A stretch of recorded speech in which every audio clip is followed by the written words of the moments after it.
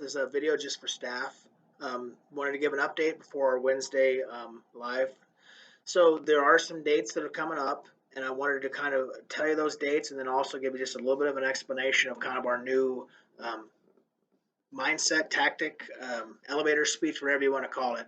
Um, First of all, there's probably more than an even chance that we will not move into the phases as already been laid out by the state. Each new phase has to be initiated with a new executive order from Governor Kelly. However, that doesn't necessarily change anything um, for us unless they go into a full down lockdown. So the reason I wanted to start with that because we have these things laid out, and if we keep trying to adjust 2 days before, one day before Governor Kelly changes to each phase, we're never going to be able to have any kind of plan.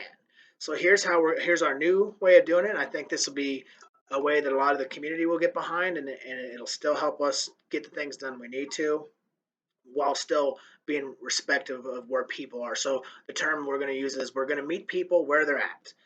The state's kind of using that too, but we're kind of using it in a different way. So no matter what happens with the stay at home, unless there's a stay at home, then we legally can't. But whatever happens if we don't move into phase two, we are going to have an in service May 18th.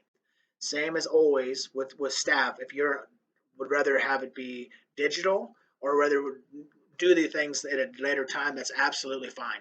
Later this week, me and Mr. Wilderman will send you kind of a checklist of what we need. It'll just be our normal checkout procedures. So things like class lists for next year, entering your grades, turning in your keys, spring orders, all those things. We just need to have an idea of a some sort of a this year's ending, so we can have some of that closure if anything else. So May 18th, if we're in phase one still, it'll just change our tactic with groups of 10 instead of groups of 30. If we are in phase two, it'll just be what we'd already planned. So rather than us constantly adjusting dates, we are just going to stay flexible, do what we think is best, and meet people where they're at. If that means we're still in phase one all summer long, then we will just have to change some of these summer things we're going to do. So that's May 18th. We'll all meet. We'll give you some specifics.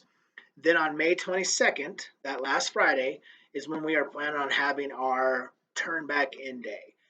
Each school will have our own little plan. It'll look just like the turnout day. Basically, we'll have a schedule. Parents will be able to pull up and turn back in computers, turn back in books, and we won't have to sort it in any kind of way. All we really need to do with the equipment is just to set it somewhere. Um, Me and Mr.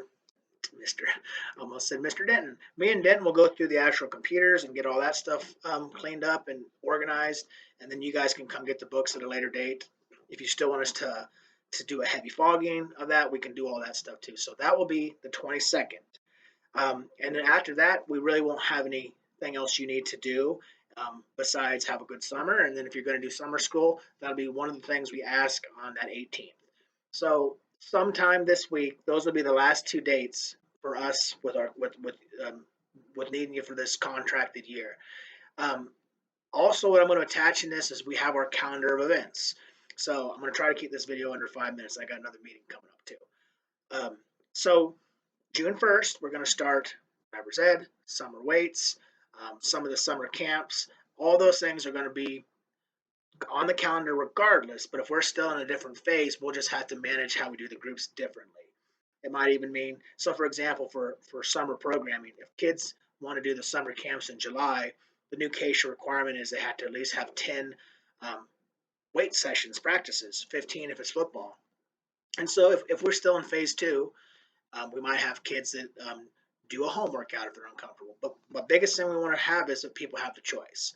If someone is uncomfortable in this setting, we will meet them where they're at. If they don't want to do summer school, we'll let them do it digitally.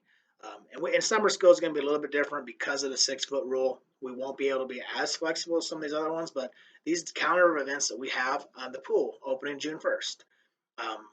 That's what they have on the schedule. That's what we're going to push for. The rec is already getting baseball signups to do the rec program. We might not travel, but we want to try something.